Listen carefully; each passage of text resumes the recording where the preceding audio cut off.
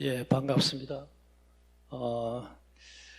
저는 방금 소개한 대로 우리 안태준 목사님의 작은 아버지입니다. 제가 지난번에도 한번 초대를 받았는데 제 목회 스타일이 제가 담임하고 있는 목회지 외에는 나다닌 적이 없어요. 그래서 제가 부산에 내려간 지 그건 40년 됐는데 외부에 나가서 부흥 강해 집회 인도한 적은 2번밖에 없습니다. 2번. 이번에 참 의도치 않게 서게 됐는데 양해해 주시기를 바라고요. 뭐 이것은 아니더라도 제 개인적으로 와서 한번 꼭 들려야 되는데 여러 가지 맡은 일이 많아가지고 이렇게 미루다 보니까 오지 못했습니다. 이렇게라도 우리 교우님들을 보게 돼서 너무 반갑습니다. 아멘. 그래서 저는 아까 얘기를 들었습니다. 우리 예전교회는 훌륭한 좋은 부흥 강사님들이 다 다녀가셨다고 저에게 겁을 주더라고요. 그래서 저는 목회자입니다. 부흥 강사가 아닙니다. 이 시간도 아마 강의를 들어보시면 알겠지만 좀 생소한 부분도 있었을 거고 또 성경을 보는 면이 좀 다르구나 하는 것도 아마 혹시 깨달으실지 모르겠습니다. 어쨌든 제가 다녀간 것은 우리 교우님들에게 조금이라도 도움이 되었으면 좋겠다는 생각으로 이 자리에 하룻밤만 서게 됐습니다. 제가 지금 지방을 맡고 있는 회장인데 그쪽에도 지금 우리 지방에서 부흥 집회를 열어놓고 있어요. 그래서 중복이 돼서 사실 제가 빠지면 안 되는데 먼저 이곳에 또 선약이 돼가지고 불가피하게 올라왔습니다. 하여튼 시종일관 제가 원래 강의하는 이번 주제는 적어도 제대로 여러분이 충분히 이해가 되고 이해가 넘어서 감동이 되고 감동이 넘어서 내 안에 내가 그렇게 살아야 되겠구나 하는 결의가 다져지게 되고 그 결의를 넘어서 실행력까지 옮겨지게 하는 운동성을 가지려고 하면 최소한 7시간 강의를 해야 돼요. 그래야 이 한 시리즈가 제대로 매듭이 됩니다. 제가 오늘 준비해온 강의는 4시간 할 수 있는 분량을 들고 왔는데 1시간 안에 매듭을 지어야 되니까 때로는 좀 빨리 서둘러서 KTX를 타겠습니다. 빨리 지나가더라도 이제는 여러분이 그 정도 수준이 다 계신다고 생각을 하고 그렇구나 그렇게 되는 거구나 하는 정도로만 인식을 하셔도 좋겠어요. 그거면 저로서는 충분합니다. 자, 우선 아까 읽었던 본문의 말씀을 조금 뒤로 하고요. 그거는 이제 오늘 나중에 결론을 내려야 될 부분에서 중요한 본문입니다. 가인과 아벨의 제사 얘기를 했는데요. 자, 여기 스크린에 보면 요한일서 3장 1절부터 10절에 의관해 있는 말씀을 이제 계시하게 될 거예요. 여기 보면 다 중요한 말씀이 있는데 이 요한일서는 사도 요한이 기록한 중요한 서신이죠. 이 요한일서에 비중이 있습니다. 왜 그러냐면 사복음 가운데 요한복음, 그 다음에 요한 1, 2, 3서, 그리고 요한계시록 이 기록한 주님의 제자입니다. 예수님의 제자가 12명이 있는데 그 12명 가운데 가장 선임적인 역할을 했던 리더 그룹에 있던 제자가 3명이었죠.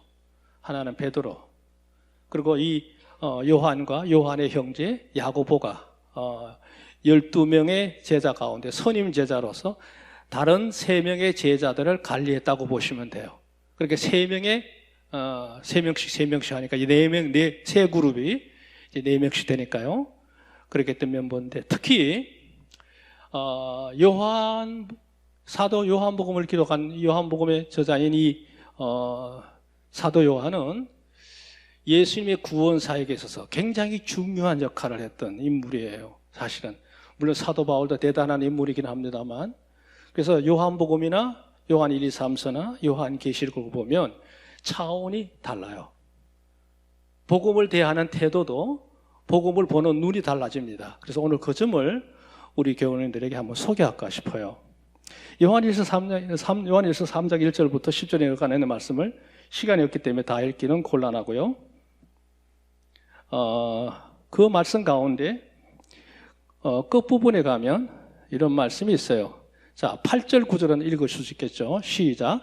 죄를 짓는 자는 마귀에게 속하나니 마귀는 처음부터 범죄함이라. 하나님의 아들이 나타나신 것은 마귀의 일을 멸하려 하심이라.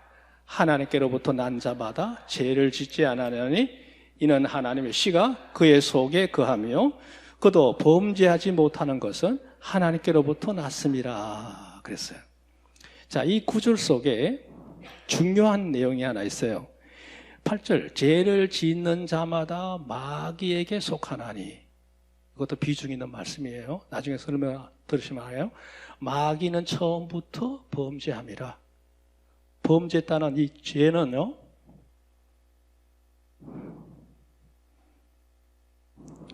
이 죄라는 개념은 뭐냐면, 이 죄는 이런 개념입니다. 활을 쏘는 궁수가 간역표 하나를 향해서 활을 당기지 않습니까? 시를 하잖아요. 시대를 당겨서 화살을 날렸습니다. 물론 정조준해서 간역표를 향해서 날렸는데 이 화살이 그 간역표를 향해서 날아가는 게 아니라 이렇게 날아가 버린 거예요. 그걸 뭐라고 그래요? 빗나갔다, 벗어났다, 또 다른 말로는 탈선했다, 이렇게 표현하기도 해요. 벗어난 거예요. 그 죄라고 하는 건 뭐냐? 하나님께서 바라시는 그 목적, 하나님이 바라시는 그 소원, 하나님의 뜻으로부터 빗나갔다는 얘기예요. 빗나갔어. 그건 뭐예요? 죄를 짓는 자마다 마귀에게 속하나니. 그러니까 하나님의 소원과 하나님의 목적과 하나님이 원하시는 그 뜻에서 빗나가는 생각이나 행동이나 모든 것들은 다 뭐라고요? 죄라 말이죠. 누구에게 속했어요? 마귀에게 속했어요. 현재는 하나님을 섬기고 있는데 실제는 실상을 알아보니 그는 마귀에 속한 자로 산다는 뜻이에요. 심각한 얘기죠? 심각한 얘기예요. 마귀는 처음부터 이탈했다 이 말이에요. 자, 그 다음 말씀. 하나님의 아들이 나타나신 것은, 하나님의 아들 누구세요? 예수님이죠? 예수님이 세상에 왜 오셨느냐 그랬을 때 우리는 흔히 이렇게 얘기를 합니다. 예수님이 세상에 오신 이유, 왜 오셨느냐 그랬을 때 제일 먼저 거론하고 있는 말이 뭐냐 하면 요한복음 3장 16절이에요. 하나님이 세상을 이처럼 사랑하사 독생자를 주셨으니 이는 그를 믿는 자마다 멸망치 않고 영생을 얻게 하려 하심이라 그랬어요. 또 하나, 마태복음 1장 21절에 보면 이 요셉에게 자기 정혼자 마리아가 유대 땅에 한 석 달 동안 갔다 오더니 배가 불러서 왔어요. 임신해서 갖고 온 거예요. 근데 마리아는 참 의로운 사람이야. 여인을 사랑한 게 아니라 마리아 자체를 사랑한 거예요. 조용히 끊으려고 고민을 하고 있는데 가브리엘 천사가 나타나서 왜 그렇게 근심하느냐? 너의 정혼자 마리아가 임신을 한 것은 어떤 사내 때문에 임신을 한 게 아니라 하나님의 계획이 이렇게 계획이 있지 않느냐? 지금 그 계획 속에 있는 메시아를 보내게 한 하나님 통로로 삼으셨기 때문에 임신이 된 거다. 그러면서 이렇게 얘기해. 아들을 낳으리니 이름을 예수라. 이는 그가 자기 백성을 그들의 죄에서 구원할 자임이라 그랬어요.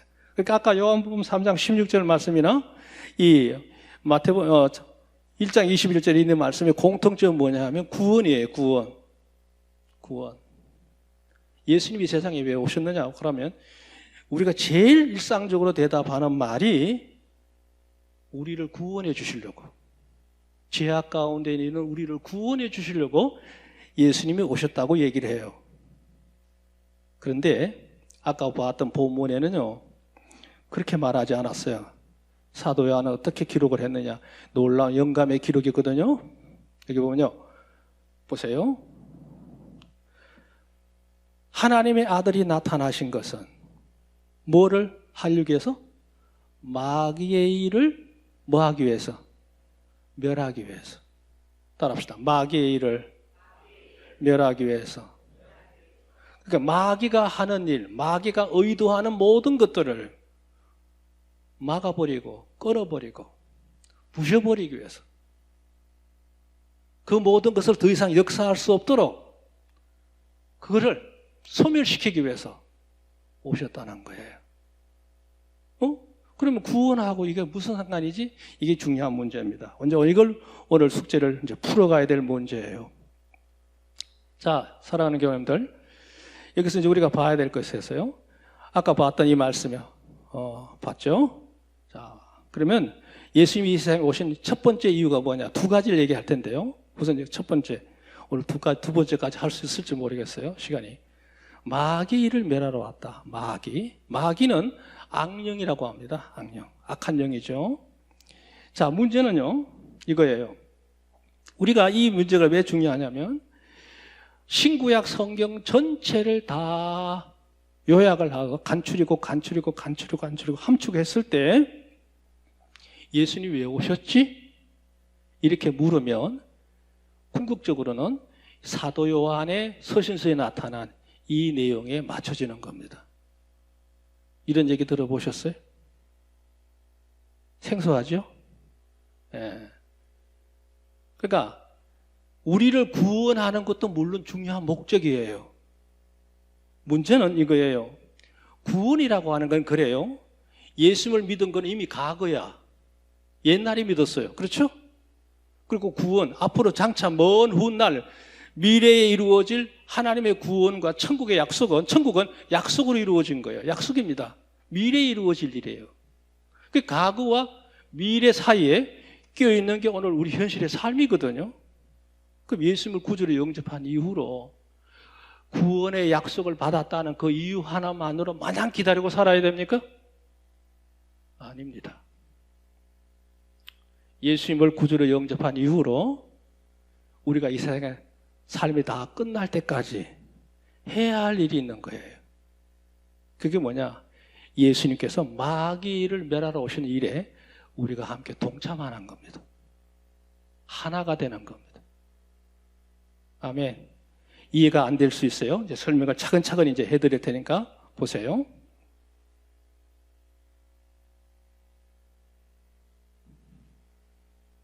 예, 갑자기 이게 속을 새기네요.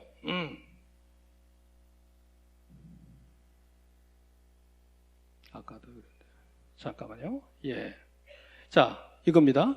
예수님께서 우리를 구원해 주신 이유가 있습니다.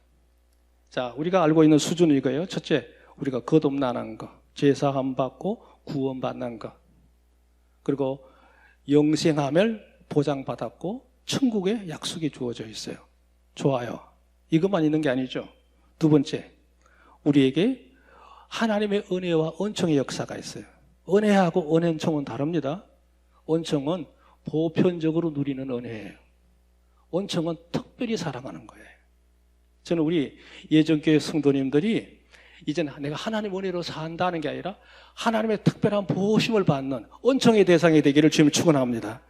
이걸로만 설명해도 시간이 많이 가기 때문에 넘어갔겠어요?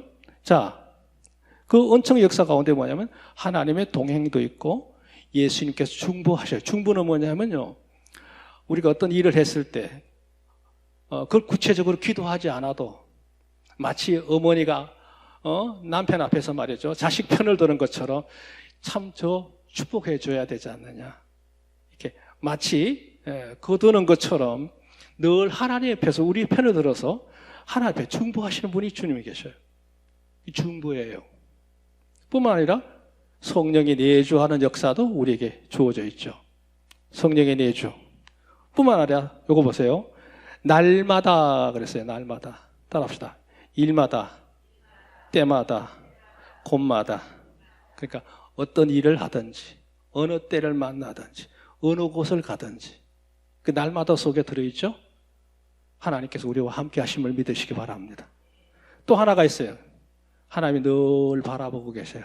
아이가 길에서 놀면 그 어미는 아이의 뒷꼭지에서 눈을 떼지 않습니다.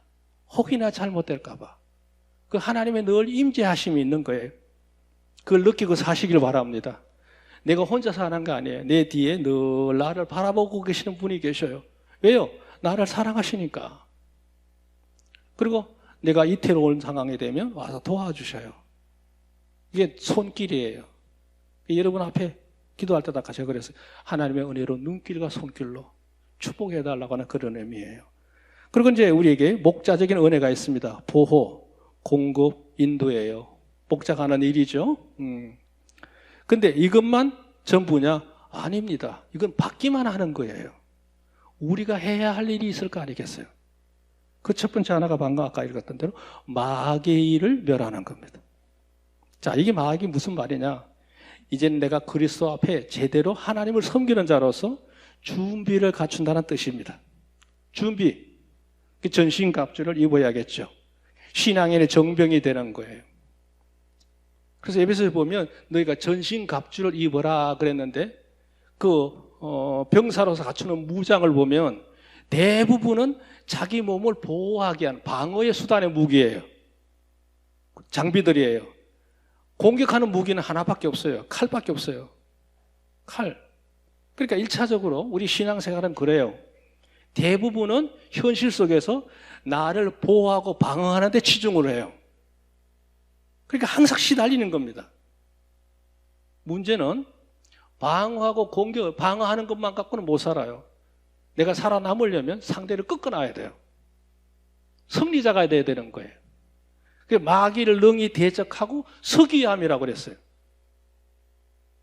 오늘 여러분은 그 설 수 있는 방법을 설명하려고 합니다. 그래서 오늘 이 마귀를 멸하라고 하는 말이 예수님이 오신 목적의 첫 번째 목적입니다. 또 하나가 있는데 두 번째는 좀 이따 소개할 수 있으면 하겠습니다. 자, 넘어갑니다. 우리가 살고 있는 세상의 현실을 보면 실존의 세계가 있는데요. 그 대표적인 하나가 바로 영계입니다. 영적인 세계가 있습니다. 또 하나가 이제 육계가 있어요. 육신의 세계. 그건 이제 바로 자연계하고 인간계를 말할 때 육계라고 그래요. 육계. 자, 영계에서 하나님 세계를 말할 때 성부, 성자, 성신으로 얘기합니다. 여기서는 다 하니까 이거 넘어가겠습니다. 문제는 악한 영이 우리를 공격하는 악령의 세계에 대해서 제대로 알아야 돼요. 이것만 아시면 돼요. 첫째, 사탄이에요. 사탄. 두 번째, 마귀예요. 같은 거 아니냐? 다릅니다. 달라요. 세 번째가 귀신이에요. 귀신. 자, 위에는 비둘기 그림이 있는데 밑에는 다른 그림이 있죠? 뭘까요? 곤충. 사막입니다. 눈치 빠르신 분은 알았을 거예요. 여러분 빨리 머릿속에 애우라고 이렇게 한 거예요. 사마귀가 마귀가 라는 뜻이 아니고 사탄, 마귀, 귀신 첫 자를 따서 사마귀야. 그러니까 우리가 신앙생활 할 때 사마귀한테 당하면 안 돼요. 저는 개인적으로 제일 혐오하는 곤충이 있다면 사마귀입니다. 이게 참 흉측스럽습니다. 자, 그건 넘어가고요. 사탄, 마귀, 귀신을 일단 악령의 세계의 대표적인 고유명사입니다. 고유명사예요. 그 외에 어떤 부흥 강사님 강의를 들었는데 그거 말고 니오야단도 있다 이런데 그건 잘못된 표현이에요. 여기 열거되고 있는 이 성경의 많은 표현들은 사탄, 마귀, 귀신의 역사가 현상에 나타날 때 그들의 특징, 그들이 하는 일 이런 것들을 표현한 하나의 별칭이 붙어있는 게 바로 벨리알이니 온천하를 깨는 자는 예뱀이니 용인이 이런 말을 쓰는 거예요. 그러니까 이거는 너무 현혹될 거 없어요. 오늘 여러분의 머릿속에는 사마귀만 기록하시면 돼요. 사마귀. 제가 좋습니다. 그림을 도표할 거예요. 자, 넘어갑니다. 하나님께서 우리에게 우리 인간을 만드시고 인간에게 바라시는 대원칙이 하나 있습니다. 창세기 1장 27절 이하에 보면 하나님은 일반 모든 생물에게 생육하고 번성하고 땅에 충만하라 그러셨거든요. 근데 인간에게는 이 세 가지에다 두 개를 더 하셨어요. 땅을 정복하라 그리고 다스리라 그랬어요. 그러니까 정복하는 권세와 다스리는 걸 주신 것이에요. 정복에는 뭐예요? 네, 그거를 제대로 관리하는 능력을 의미하는 거고 다스린다는 말은 제대로 잘 다스려야 되는 지혜가 필요하다는 얘기예요. 이게 대원칙입니다. 하나님이 주신 부여하던 권한이에요. 자, 그 다음 보세요. 창세기 2장 5절에 보면 하나님께서 아담과 하와에게 에덴 동산을 주시면서 이 모든 걸 다스리고 지키라 그러시면서 하시죠. 이 동산 안에 모든 나무의 실과를 다 먹을 수 있지만 동산 가운데 있는 열매만큼은 먹지 마라 그랬어요. 먹지 마라. 이걸 먹는 날에는 내가 정령 죽으리라 그러셨거든요. 이게 뭔 의미냐 하느냐면요, 참 중요한 의미입니다. 저는 어릴 때 그런 생각했어요. 왜 하나님이 선악과를 만들어 그렇게 속을 새겨 안 만들면 되지. 만들어야 될 이유가 있습니다. 천하에 있는 모든 것이 다 누구 겁니까? 하나님 만드셨고 하나님 것이잖아요. 근데 그거를 인간에게 이임을 하셨어요. 문제는 소유권이 분명해야 돼. 인간에게 이임했다 할지라도 그건 누구 거요? 하나님 겁니다. 그러니까 그 하나님 소유권을 바로 세우기 위해서 선악과 나무를 세우신 거예요. 다 가질 수 있지만 이거는 가지면 안 돼. 이거는 내가 이 모든 것의 주인이라고 하는 증거야 이거예요. 이걸 먹으면 넌 나와 상관이 없어. 죽는다 이 말이야. 끊어진다 이 말이야. 분리가 된다 이거죠. 그래서 선악과를 세우신 거예요. 저는 오해해서 선악과가 뭐 사과나 포도나무 생각했어요. 그게 사과나무가 됐든 포도나무가 됐든 무화과나무가 됐든 그건 상관이 없어요. 어떤 가실이든 간에 한 나무가 필요해요. 그게 뭐예요? 세상의 모든 기준, 세상의 모든 시작, 세상의 모든 중심은 하나님이라고 하는 걸 잊지 말라는 거예요. 믿으시면 아멘. 우리가 하나님 앞에 11조를 드리지 않습니까? 11조도 선악과입니다. 11조 왜 냅니까? 10분의 1을 왜 내요? 그 아까운 돈을 나머지 10분의 9가 그도 그 내 것이 아니라 하나님이 주신 거라고 하는 것을 인정하는 예물이에요. 그 엄밀히 말하면 11조는 헌금이 아닙니다. 질서의 예물이에요. 이 모든 것의 주인이 하나님이시다 이 말이에요. 주인 되신 하나님을 인정하는 믿음에서 드리는 것이 11조예요. 아멘. 아멘. 그래서 11조 드리는 거예요. 우리가 주일날 교회 와서 왜 예배 드려요? 왜 일주일 가운데 하루를 하나님 앞에 드려요? 모든 날의 주인이 하나님이신 것을 바로 하기 위해서 일주일 가운데 한 날을 하나님이 구별해 놓으신 거예요. 질서의 예물입니다. 질서. 그래서 저는 사실 질서의 예물을 드리는 건 당연하다고 생각하고 특별히 의미를 두지 않아요. 진짜 예물은 뭐냐? 감사 예물이에요. 감사. 그건 뭐예요? 내가 생활하는 가운데 하나님의 은혜를 경험한 것을 고백하는 믿음도 담겨 있고 또 내 생활이 어렵지만 하나님의 도우심을 통해서 이 모든 것이 이루어지기를 원하는 갈망하는 소원도 담겨 있고 많은 의미들이 담겨 있는 인격의 예물이 감사 예물이에요. 거기다 더 큰 예물이 있죠. 내가 모든 거 다 아껴서 써야 되지만 그래도 내가 나를 위해서 쓰는 것보다는 하나님 영광됨을 위해서 써야지는 게 낫겠다. 그래서 드린 게 주정 예물도 있고 건축 예물도 있고 선교 예물도 있어요. 이건 개념이 더 큰 거죠. 더 커요. 여러분이 예물을 들 때 그런 정신을 갖고 살아야 돼요. 바로 하나님 오신 내리는 원칙이 그거예요. 나를 중심으로 해서 살라는 뜻이에요. 이게 하나님의 대원칙입니다. 대원칙이에요. 이렇게 설명을 했어요. 하나님을 경배하고 의지하며 하나님을 중심으로 살라는 거다. 마치 나무로 말하면 흙과 같은 관계야. 나무가 아무리 좋아도 흙에다 뿌리를 내리자면 그 나무는 살 수가 없어요. 우리 인간은 하나님을 기준으로 사는 줄로 믿으시기 바랍니다. 근데 이 관계를 깨트리는 존재가 하나 있죠. 바라가 창세기 3장에 나오는 에덴 동산에 뱀이 찾아와서 아담과 하와를 넘어뜨리게 하는 사건이 벌어져요. 이 뱀의 역사는 뭐예요? 이들의 역사는 다른 거 아니에요. 이들의 역사는 하나님과 인간 관계를 떼어놓기 위해서 하는 거예요. 뱀이 이렇게 말하죠. 하와에게 물어요. 다 알면서 물어요. 하나님이 모든 나무의 실과를 먹지 말래? 이렇게 물어요. 그러니까 하하가 이게 아니야. 동산나무의 모든 실과를 먹을 수 있지만 하나님 말씀에 이 동산 중앙에 있는 나무 열매는 먹지도 말고 만지지도 말라. 너희가 죽을까 하노라 이렇게 말해요. 이게 무슨 마음이 흔들린다는 얘기입니다. 하나님께 만지지 말라는 얘기 아니죠. 그냥 단순히 먹지 말라는 거예요. 이건 내 소유의 영역이라는 거죠. 하나님께서 이제 하는 거예요. 그러니까 뱀이 뭐래요? 안 죽는다. 절대 안 죽어. 오히려 너희들이 눈이 맑아져서 하나님과 대등한 관계가 되니까 선악을 알 수 없는 그런 능력자가 되니까 못 먹게 하는 거야. 이렇게 거짓말을 해요. 아주 간교하고 표리부동하게 거짓말을 합니다.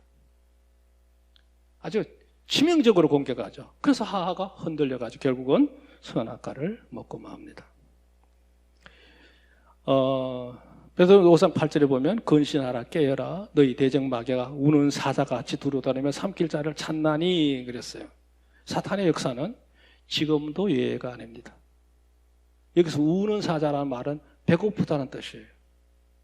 배고픈 사자는요 앞뒤 가리지 않습니다. 자기보다 덩치가 훨씬 큰 코끼리나 하마한테도 덤벼듭니다. 배가 고프면. 그렇게 맹렬하게 활동하고 있는 게 악령의 세계거든요. 자, 넘어갑니다.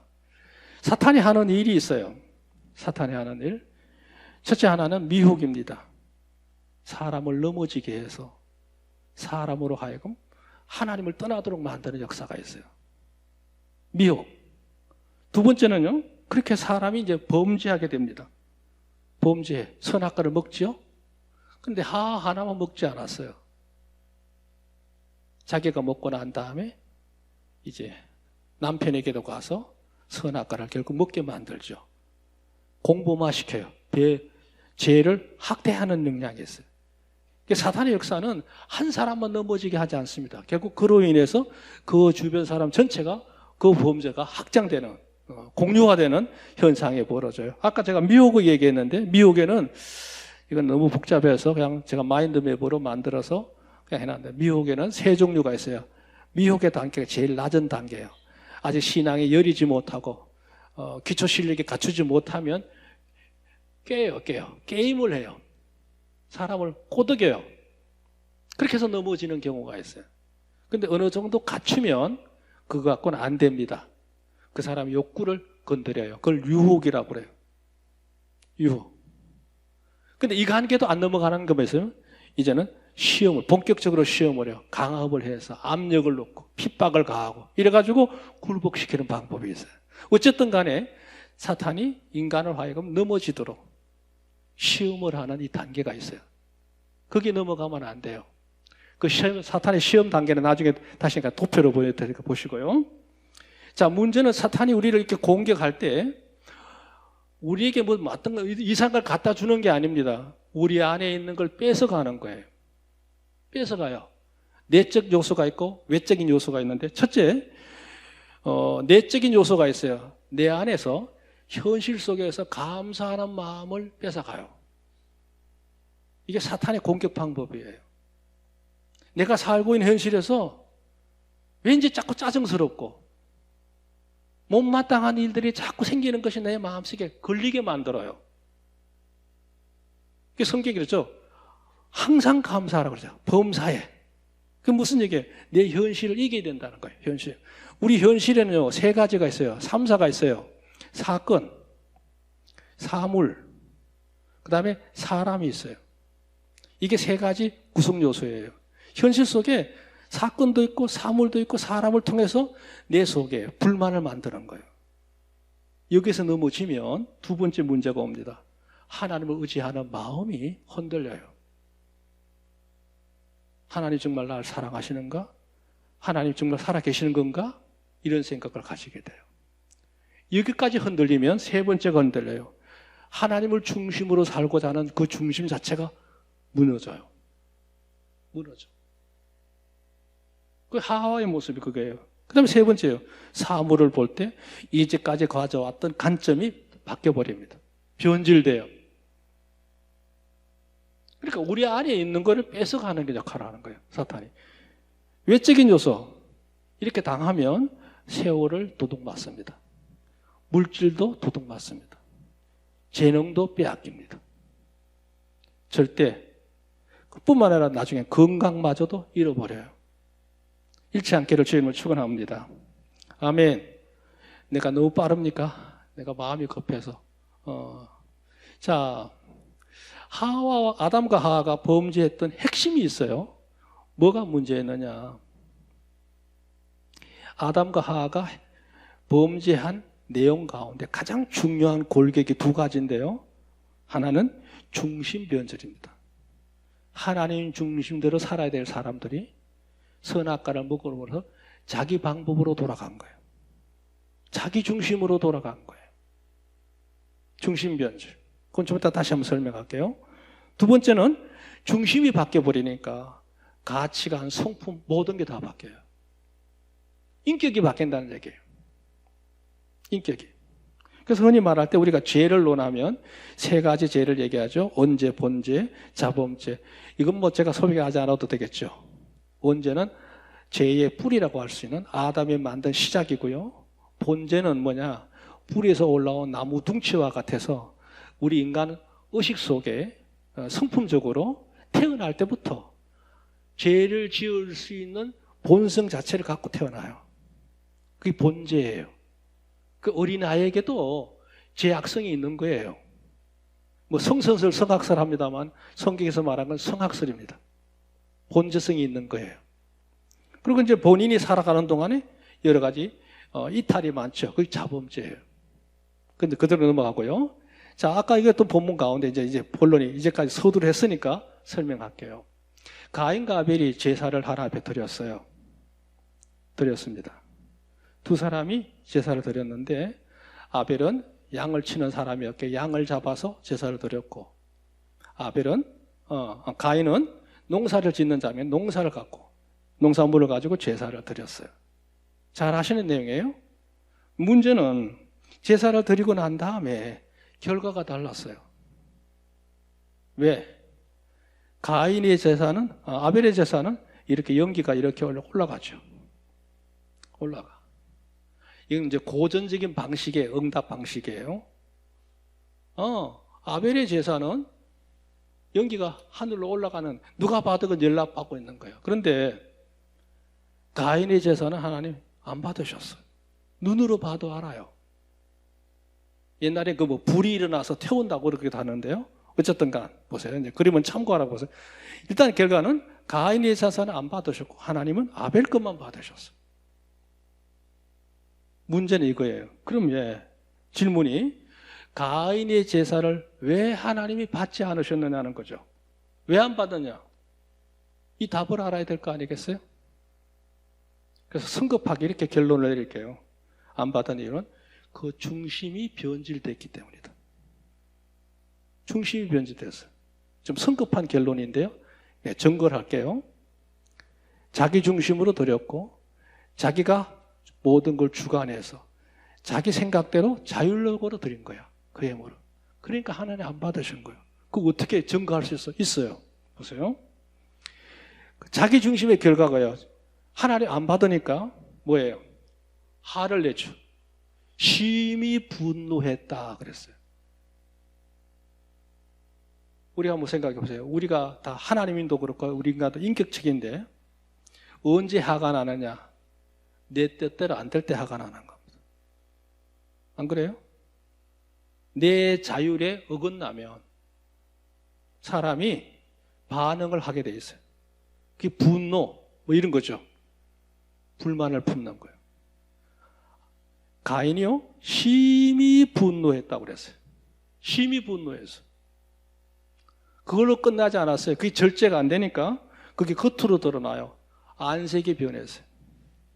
안색이. 아까 우리가 했던 본문이에요. 그것뿐입니까? 아닙니다.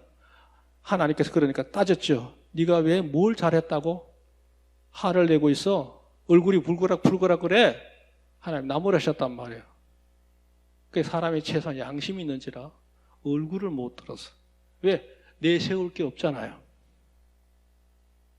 내세울 게 없어. 만약에 가인이요 하나님 중심으로 드렸다고 하면 절대 화낼 일이 아니에요. 어떻게 해야 돼요? 부끄러워해야 되는 거예요. 걱정을 해야 되는 거예요. 하나님 왜 안 받으셨어? 받으셔야 되는데. 우선 뭐가 잘못됐을까? 이걸 따져야 될 거 아니겠어요? 그럼 자기를 돌아봐야 되는데, 아니 동생 거는 받았는데 내 거는 안 받았단 말이에요. 화가 난단 말이에요. 내 뜻대로 안 됐다는 얘기죠. 난 보란 듯이 했는데 하나님이 안 안아준 거예요.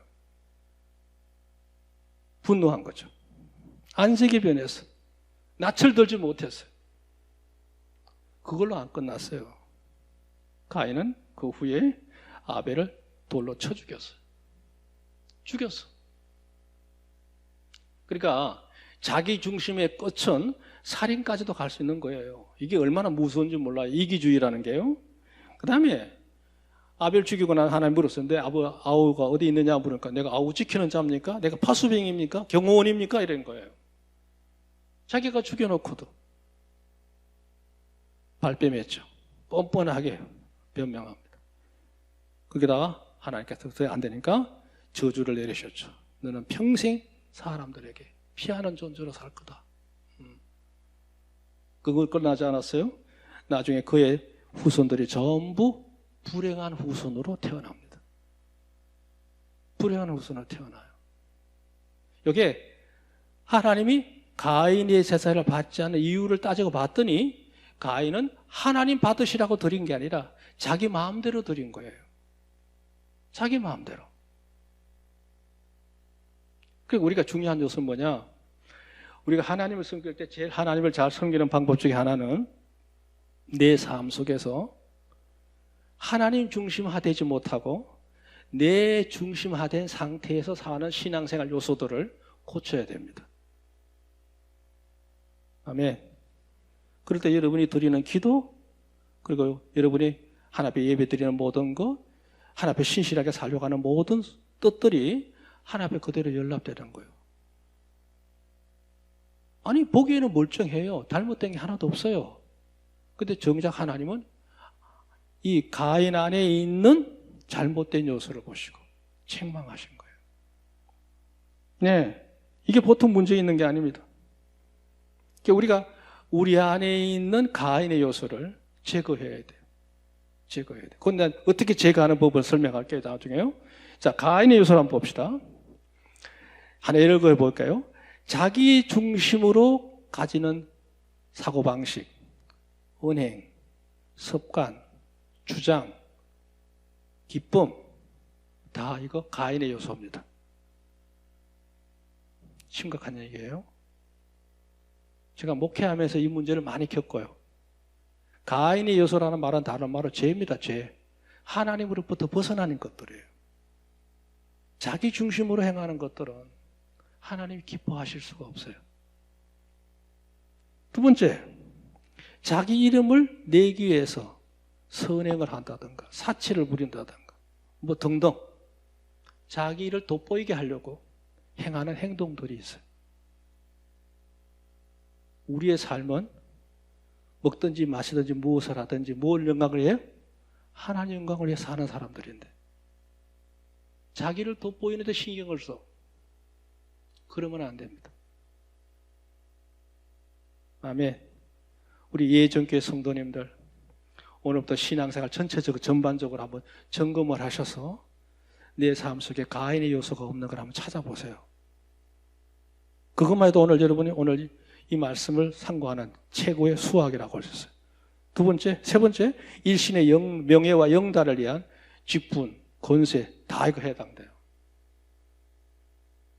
제가 안수집사님을 세우는데 저는 우리 집안 자체가 동학기독대 원조들이에요. 그래서 아주 저에게는 안수집사님이라 부르는데요. 제가 오래된 집사님을 안수집사님 세우려 했더니 목사님 저는 뒤에서만 섬기겠습니다. 젊고 유능한 사람들을 시켜서 일을 하시는 게 좋지 않겠습니까? 제가 10년 동안 설득을 했는데 안 하셨어요. 그렇다고 뭐 교만하게 부르는 그렇지는 않아요.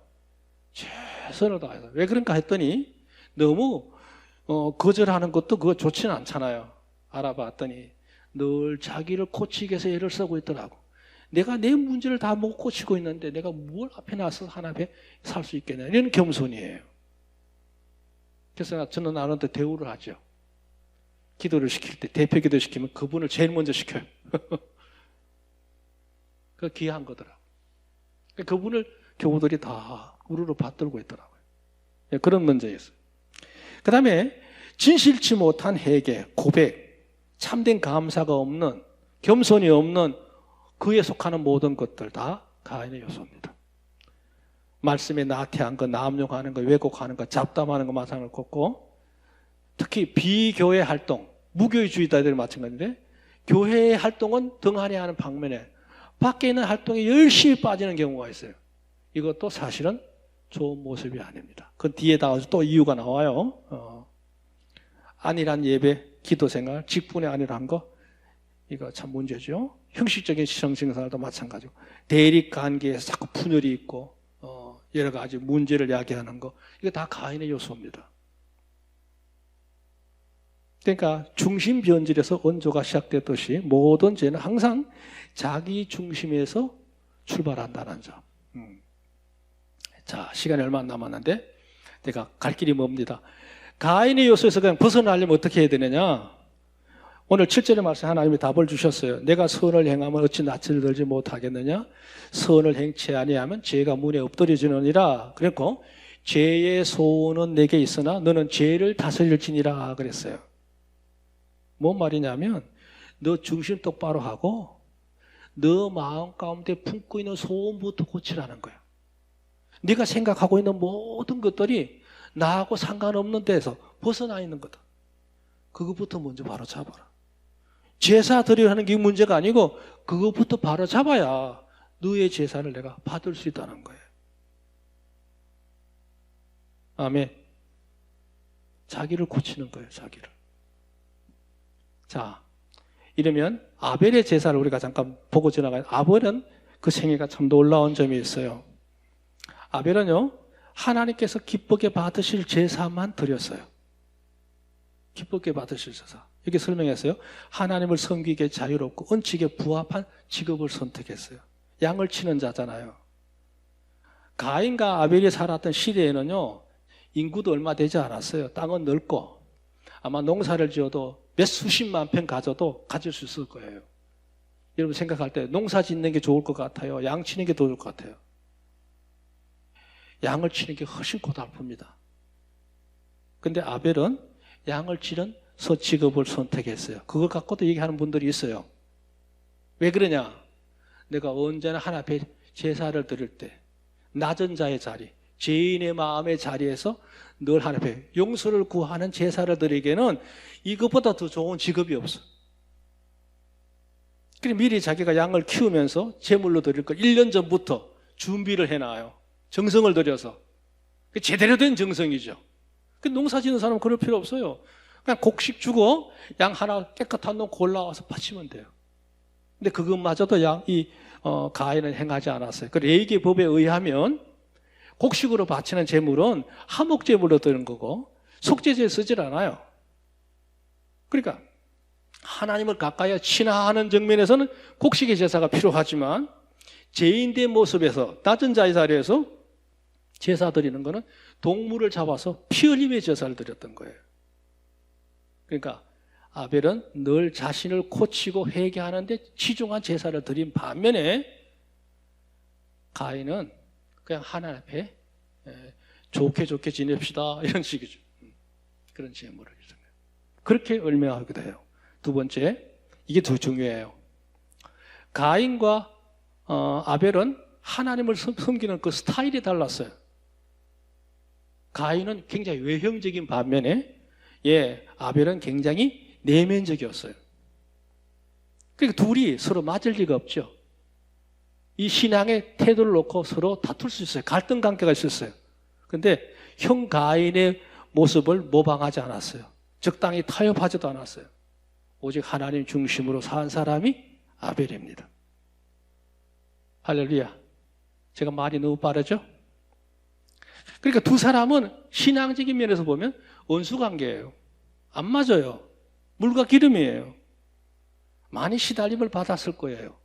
그래도 끝까지 꺾지 않고 자신의 신앙의 중심을 꾸준히 간 사람이 아벨이라는 얘기입니다. 아멘. 세 번째가 하나 더 있는데요. 심오한 얘기예요. 아벨은 그렇게 살았을지라도 의에 대한 보상을 바라지 않았어요. 오히려 억울한 죽음을 당했죠. 이게 중요해요. 하나님을 기쁘시게 하였다고 해서 세상적으로 어떤 복을 기대하지 않았어요. 왜? 이건 내가 마땅히 해야 될 일이기 때문에. 그런 마인드를 우리가 가지고 살아셔야 돼요.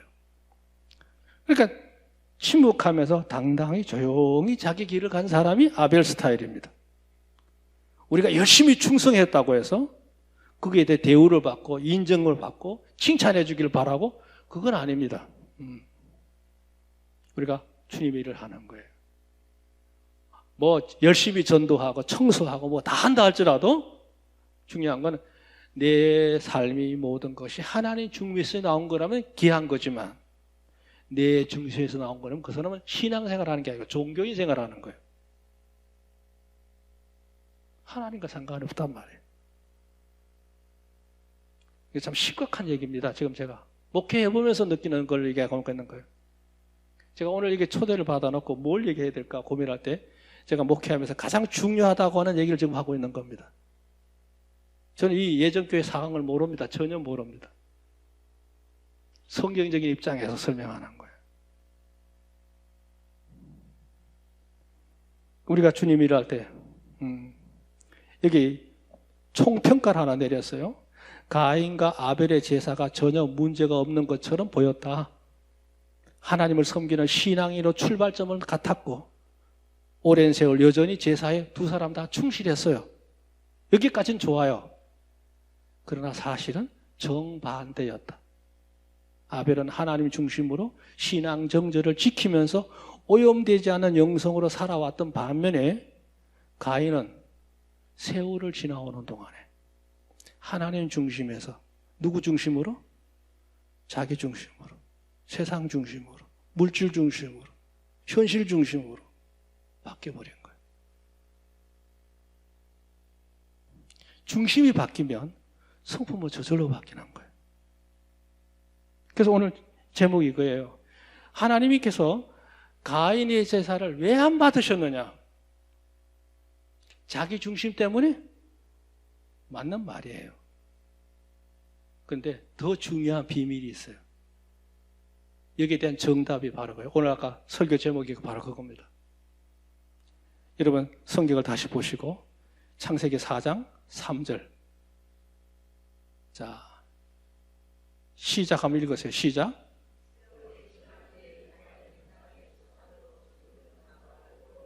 아멘.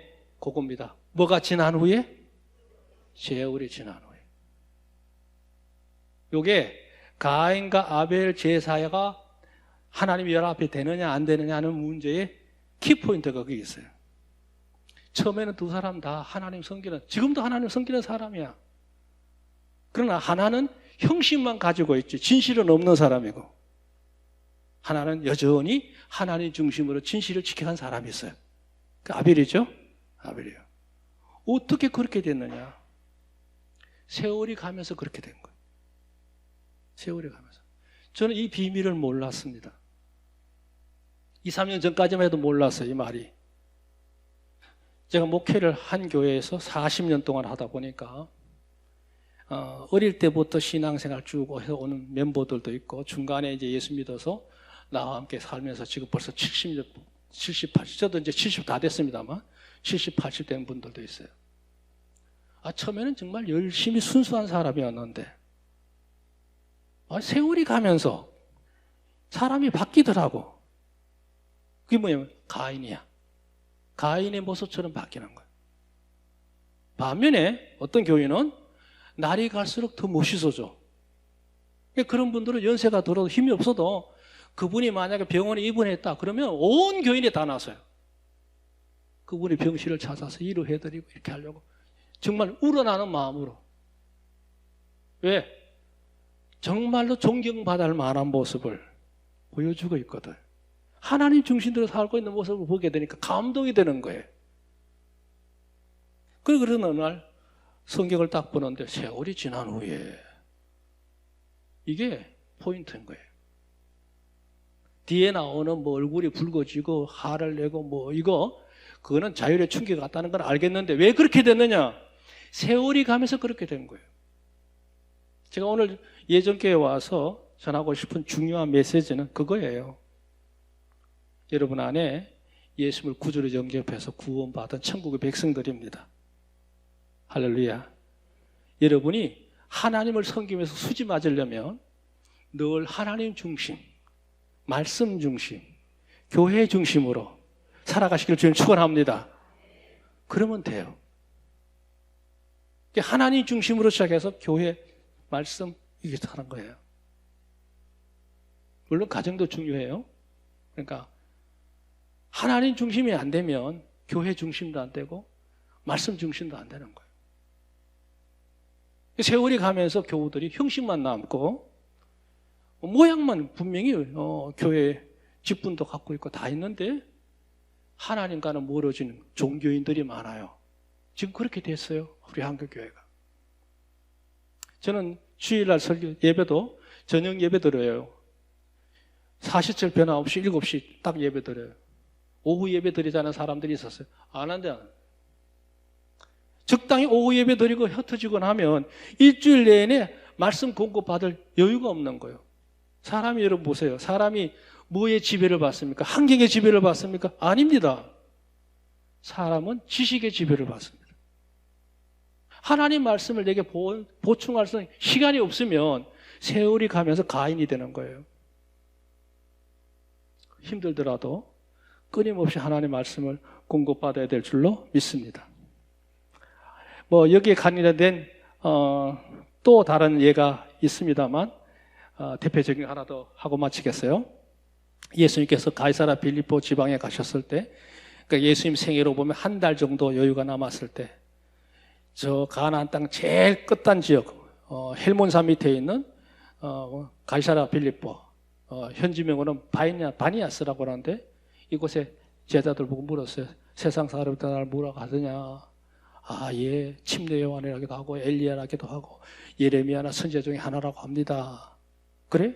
그럼 너희가 나를 생각할 때는 어떻게 생각하느냐? 물었더니 베드로가 대뜸 얘기하죠. 주는 그리스도시요 살아계신 하나님의 아들입니다. 그랬어요. 자, 그랬는데 이거를 이제 그림을 배우면요, 이렇게 벽을 만들어요. 목수의 아들이라고 인정하고요. 별게 없네. 놀랍긴 하지만 더 이상 인정하지 않고 배척한 인물들이 있죠. 나사렛 사람들. 두 번째, 요한, 엘리야, 예레미야 이렇게 사는 사람 있어요. 그건 여러 가지 의미가 있는데요. 요 사이에 뭐냐 하면 벽이 있어요. 이건 주간의 벽이고 이건 고백의 벽인데 요한이나 엘리야나 예레미야라고 생각하는 사람들은 예수님이 사역할 때는 그동안에 수만 명이 모여서 주님을 따라다녔어요. 점점 불어났죠. 그래 어느 날 하루아침에 다 도망갔어요. 왜요? 자기의 필요를 따라 예수님을 따라다녔을 뿐이에요. 근데 성령의 감동이 돼서 고백을 한 베드로는요, 주님의 놀라운 이제 축복의 이제 역사가지죠. 이거는 뭐라냐? 5가지 이제 칭찬이 벌어져요. 너는 복이 있다. 베드로다. 이 반석에 내 교회를 세우겠다. 음부의 건설에 이기지 못할 거다. 천국 열쇠를 주겠다. 이렇게 약속을 해요. 여기에도 엄청난 비밀이 있어요. 자, 시간이 없기 때문에 넘어갑니다. 그런데 그랬던 주님이 그 자리에서 내가 이제 이 길로 내려가면 잡혀서 죽을 거다. 그러더라도 너희는 걱정하지 마라. 내가 다시 사흘 만에 부활해서 너희에게 다시 나타날 거다. 그러니까 베드로가 안 됩니다. 그러지 마십시오. 안 내려가면 될 거 아니겠습니까? 그랬어요. 그러면 주님을 상당히 이해해 주는 얘기 있잖아요. 뭐라고요? 주님이 엄청난 책망합니다. 사탄아, 내 뒤로 물러가라. 너는 나를 넘어지게 하는 자로다. 세 번째 말, 네가 하나님의 일은 생각지 않고 도리어 사람의 일을 생각하는 도다 그랬어요. 그러니까 엄청난 칭찬하고 책망이 한 자리에서 이루어진 거예요. 이유가 뭐예요? 앞에 얘기는 하나님 중심으로 얘기한 거고 뒤에는 자기 중심으로 얘기한 거예요. 이 엄청난 차이가 있는 거예요. 제가 아까 사마귀 얘기를 했는데요. 이제 사마귀 얘기를 하겠어요. 이거 하나 보세요. 사탄이 우리에게 역사할 때 사탄, 마귀, 귀신의 역사가 구분이 돼요. 자, 제가 설명을 드려보세요. 사탄, 마귀는 데빌 이렇게 나와요. 귀신은 데몬스 이렇게 나오는데 문제는 언어적으로 설명하는 거예요. 이거는 사탄이라는 언어를 보면요. 이게 사타나 이렇게 됐어요. 사타나 말이 그래요. 이상하게 됐어요. 사타나 그런데 이게 뭐냐면 대적한다, 온수, 대항한다 이런 의미예요. 마귀는 해방이라는 뜻이 있어요.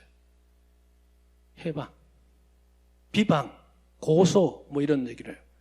귀신은요, 혼돈, 갈등 이런 거예요. 무슨 말이냐면 사탄이 공격하는 분야는 신앙적인 생활할 때 이겁니다. 신앙생활에서 사탄은 공격의 요소가 뭐냐면 방향이 하나님과 나와 관계를 깨트리는 일을 역사할 때 사탄의 역사라고 그래요. 이해가 되십니까? 하나님과 내가 하나님을 섬기는 신앙심을 파괴하는 데 목적을 두고 있는 게 사탄의 역사예요. 그래서 공격 수단을 보면 온갖 방법을 다 동원해요.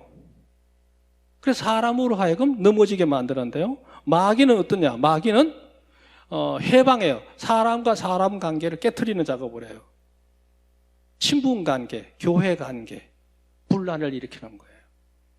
이걸 마귀 장난이라고 그래요. 그럼 귀신은 뭐냐? 귀신은요, 개인적으로 지켜야 될 영성을 흐트러 놓는 거예요. 갈등하게 하는 거예요.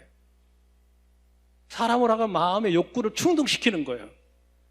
어느 날 갑자기 자꾸 세상이 좋게 보여. 세상에 있는 거 누리고 싶어. 그 귀신 역사예요. 흔히 말해 귀신 들렸나 보다 이렇게 하는 거예요. 그래서 여러분이 신앙생활 하다가 지금 내가 어느 쪽으로 시험이 드는지 영적인 침체가 오는지 가만히 보면 셋 중에 하나예요. 하나님 섬기는 문제인지 교회의 문제인지 인간관계 문제인지 아니면 내 개인적인 문제인 거냐 구분이 되는 거예요. 그럼 이걸 어떻게 할 거냐? 사탄이 공격할 때요. 공격을 하게 되면 이렇게 성공해요. 첫째는 의심이 들어. 하나님이 정말 날 사랑하시면 왜 이런 일이 벌어져? 마음속에 자꾸 불만이 만들어지고 불만이 커지면 불평으로 입으로 나와요. 그러다가 하나님부터 돌아서는 경우가 있어요. 사탄의 역사 성공이죠. 마귀는 뭐냐? 별거 아니에요. 처음에는 시기, 질투 이런 거 시작하다가 시기도 못 다스리면 미움 단계로 넘어가고 미움 단계로 넘어가면 언쟁이 붙게 되고 나중에는 분노하게 되고 살인까지 해요. 가인의 경우죠. 가인의 경우예요. 귀신의 역사가 있어요. 귀신은 욕구를 충동하고 가치관을 흔들게 되고 그리고 결국 범죄를 결행하게 해서 타락을 자꾸 누적화시켜서 공범화시켜요. 이게 사탄 마귀 귀신의 역사예요. 이기는 방법이 있어요. 사탄이 공격을 받을 때는 절대적으로 하나님을 신뢰하시면 돼요. 왜? 나를 구원해 주셨다. 하나님은 나를 보호하실 거야. 하나님은 나를 언제나 사랑하셔. 믿으시기 바랍니다. 그렇게 믿어도 믿음이 약하면 그 마음속에 후유증이 남아요. 왠지 마음이 불안하고 염려가 자꾸 있고 마음이 흔들려요. 여기에 가장 성공했던 인물이 있죠. 욥입니다. 욥이요. 시험을 받았어요. 그래서 주신 자도 하나님이시고 취하시는 하나님. 나는 빈손으로 왔으니 빈손으로 돌아갑니다. 그거 흔히 알고 있죠? 나중에 욥이 그 시련을 다 겪고 난 다음에 하나님과 맞대응했을 때, 마주했을 때 욥아, 네가 나한테 불만 있으면 얘기해봐라. 물어요. 그러니까 욥기 42장에 보면 하나님, 내가 말로만 들었사옵는데 이젠 하나님을 눈으로 배웠사옵나이다. 이래요. 하나님의 절대적인 세계를 봤다는 얘기예요. 신앙에 흔들리지 않겠다는 거죠. 그래서 승리한 거예요. 마귀 역사 다니엘이 예를 들었어요. 다니엘이 자기를 참소하게 해서 온갖 거짓 일들을 꾸몄을 때 다니엘은 흔들리지 않고 그런 줄 알면서도 창문 열어놓고 하나 앞에 기도했던 인물이 다니엘입니다. 이해하고 간용하고 기다리고 있는 거죠.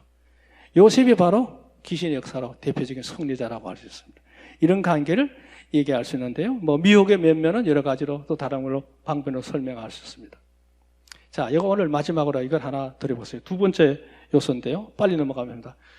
두 번째, 하나님 예수님이 이 세상에 왜 오셨느냐? 이겁니다. 내 안에 하나님 성전을 이루시려고 오셨어요. 여기에서 사람에게 버림받아 되었으나 하나님께 택하심을 입은 보배로운 산들이신 예수께 나와 너희도 산돌같이 신령한 집으로 세워지고 예수 그리스도 말미암아 하나님 기쁘게 받으실 신령한 제사를 드릴 거룩한 제사장이 될지라 이랬어요. 이게 무슨 말이냐면 이 말이에요. 우리는 하나님의 동력자여 너희는 하나님의 밭이요 하나님의 집이니라 이런 말씀 있죠. 또 하나 있어요. 그 뒤에 가면요. 너희가 하나님의 성전인 것과 하나님의 성령이 너희 안에 거하시는 걸 알지 못하느냐 그랬어요. 우리 안에 하나님의 전이 설치가 되어 있다는 거예요. 예수님을 구주로 영접한 그 순간부터 예수하시는 역사가 우리 안에 있다는 사실을 기억하시면 돼요. 자, 이렇게 관계된 거 많은데요. 우리는 예수님을 구주로 영접한 그 순간으로부터 우리 안에 엄청난 놀라운 걸 갖고 있어요. 그래서 흔히 말할 때 이 보배를 질그릇 안에 갖고 있다. 보배를 품고 있는 질그릇이라는 거예요. 내 안에 있는 보배라는 거죠. 하나님의 아들이시며 그리스도가 되시는 예수님을 나의 구주로 바로 깨닫고 알고 믿음으로 영접하면 입으로 주로 시인하는 자면 7가지 역사가 동시에 이루어지는 거예요. 제가 여러분에게 보부를 소개할게요. 첫째 하나가 제사함 받아요. 사제라고 그러죠. 제사함 받는다. 두 번째, 우리 안에서 의롭다함을 받는 칭의 역사가 일어나요. 예수님을 구주로 영접하는 순간. 세 번째는 이제 제 문제가 해결됐으니까 하나님과 우리 관계가 하나님께 가까이 갈 수 있는 화목한 관계가 돼요. 그걸 하친이라고 그래요. 네 번째가 있어요. 하친이 주어진 자에게는요, 영생하는 은혜가 임하게 되죠. 구원받았다는 얘기예요. 구원. 다섯 번째가 있어요. 그에게 하나님이 자녀의 권세죠. 양자의 영을 주셔요. 자녀의 권세 주셔요. 여섯 번째, 자녀는 천국을 소유할 수 있는 후사권이 있어요. 그걸 물려받는 상속자가 되는 거예요. 이걸 누가 하셨느냐? 예수님이 하셨어요. 이렇게 만드신 거예요. 내 안에 있는 다이아몬드야.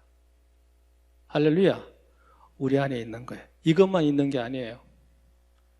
여러분과 제 마음속에는, 내면 속에는 이게 있어요. 하나님의 눈이 있어요. 임재하심에 늘 하나님 나와 함께 하셔요. 할렐루야. 예수의 대속의 공로가 우리 안에, 예수님의 공로하심이, 보혈의 공로가 역사가 내 안에 늘 있어요. 그리고 성령께서 우리 안에 늘 내주하시면서 하나님의 전을 이루고 있습니다. 여러분이 영적으로 건강하시고 강건하시기를 바랍니다. 할렐루야. 이거는 제가 설명하기엔 너무 시간이 많이 가니까 넘어가고요. 시간이 많이 갔는데요. 하나만 더 하겠습니다. 우리가 내 안에 있는 하나님의 성전을 제대로 갖출 때 그걸 뭐라고 하느냐? 심령천국을 이루었다 얘기해요. 예수님을 잘 믿으면 내 안에 천국이 이루어져요. 천국은 뭐 어느 날에 가는 게 아니에요. 우리가 이 땅에 사는 날 동안 천국 생활을 하셔야 돼요. 그거 뭐냐?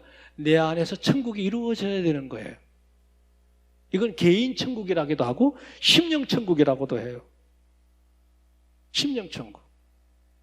두 번째, 심령 천국끼리 모인 것을 가정 천국이라고 그래요. 그런 천국을 가지고 있는 사람이 가정을 이뤘을 때 얼마나 그 가정이 복된 가정이 돼요. 그 천국은 멀리 있는 게 아니에요. 내 속부터 시작하는 거예요. 내 속에부터. 세 번째가 교회 천국이에요. 그 가정들이 모여서 연합을 이루고 있는 예전 교회가 바로 교회 천국이 될 줄로 믿습니다. 여기서 서로 미워하고 눈치 보고 이럴 이유가 없거든요. 없어요. 제가 오남매인데 우리 형님하고 누님이 한 해 한 달 앞두고 돌아가셨어요. 오남매 중에 3명이 남았어요. 제가 제일 고참이 됐어요. 제가. 그러니까 형제들이 이렇게 있지만 뭐 전화로 상관 가끔 전화하죠. 근데 사실은 누가 더 가깝느냐? 우리 교우들이 더 가까워요. 어떤 일이 벌어지면 그분들이 제일 먼저 달려와요. 왜? 교회가 천국화됐기 때문에. 이 교회가 이제 사회 천국을 이루게 되고 국가 천국을 이루게 되고 세계 천국을 이루고 앞으로 영원 천국을 펼쳐지게 되는 거죠. 그 제일 중요한 거는 내 안에 하나님의 성전이 건강해야 돼요. 할렐루야. 이게 바로 되면 주 안에서 여러분의 삶이 놀라운 역사가 일어날 줄로 믿습니다. 자, 마지막 하나만 하고 마치겠습니다.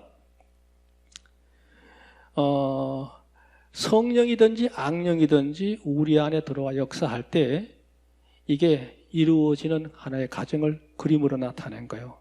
우리 인간의 안에 영이 있죠. 성품이 있어요. 성령께서 내 안에 들어와 역사하시면 하나님 중심으로 살아요. 성령이 역사 충만하면, 성령이 주관하시는 삶을 살면 하나님 중심으로 살아요. 뿐만 아니라 성품이 성화돼요. 새 성품으로 바뀌어요. 행동은 어떻게 하냐? 그러니까 새 생활이라고 하는데, 선함으로 아름다워져요. 그게 이제 습관화되는 거면 그것이 성숙해지는 거예요. 여러분이 주님을 섬길 때 어떤 일을 할 때도 그래요. 익숙한 자가 되지 말고 성숙한 자가 되기 바랍니다. 익숙한 거는 기술적으로 지혜롭게 할 수 있지만 성숙한 거는 인격이 따라와야 돼요. 하나님을 섬기는 사람은 익숙한 사람이 필요한 게 아니에요. 성숙한 사람이 필요한 거예요. 아멘. 그 다음에 이제 여러 가지 은사적인 열매들이 우리 안에 덕목으로 이루어지게 되고 그의 삶의 결과는 놀라운 은총으로 진행이 돼요. 하지만 악령의 지배를 받으면 어떻게 바뀌느냐? 이거는 자기 중심, 세상 중심, 물질 중심, 인기 중심, 세상 현실 중심 이런 식으로 바뀌어요. 중심이 완전히 이탈해 버립니다. 그 다음에도 나오는 거 뭐예요? 악성, 악한 요소, 옛생활이죠. 악성이들이 우리 안에 자라게 되고 나오는 모든 것도 악행입니다. 그 다음에 악한 습관이 계속 누적이 돼요. 그러면 인생 자체가 불행해집니다. 악한 가실들만 내 안에 생길 수밖에 없어요. 결과는 뭐예요? 그건 당연히 저주에 이르고 맙니다. 저주에 이르고 마라. 제가 오늘 이 시간에 와서 너무 급한 마음으로 한 4시간 해야 될 분량을 막 건너뛰고 해서 왔는데요. 하여튼 일말이라도 조금의 어떤 개념이 우리 성도들 중심 속에 뿌려지기를 바랍니다. 따라합시다. 하나님 중심으로 살아야 한다. 당연하죠? 따라합시다. 더 중요한 게 있어요. 세월이 가더라도, 따라합시다. 세월이 가더라도, 그 세월이 지난 후에 봐도 여전히 내 모습은 하나님 중심으로 살고 있어요. 그건 성공한 거예요. 지금은 충성하지만 5년 뒤, 10년 뒤, 내 생애 끝나갈 때 현재보다 떨어진 신앙생활은 퇴보했다는 얘기죠. 그러면 안 됩니다. 그건 다 소용없어요. 요즘 세상이 살기 좋은 세상입니다만 천국을 늘 소망 삼고 믿음으로 승리하기를 주의 이름으로 축원합니다. 제가 두서없이 와서 강론했지만 이해도 하고 싶은 얘기들은 참 많아요. 참 많지만 이 얘기를 꼭 하나 하고 싶어요. 여기 그림이 하나 있는데요. 러시아의 유명한 작가 니콜라이 작품인데요. 이게 뭐냐면 어두운 밤길 낸 사람이 섭섭하게 걸어가는 10월의 마지막 날 밤 같아. 지금 10월 달이잖아요. 누구냐면 가룟 유다입니다.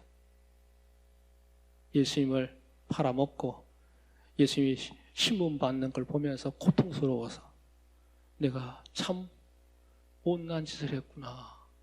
그 돈이면 내가 뭔가 내 당장 급한 뭘 이룰 줄 알았는데 주님을 잃고 나니까 그 모든 게 다 허무한 거야.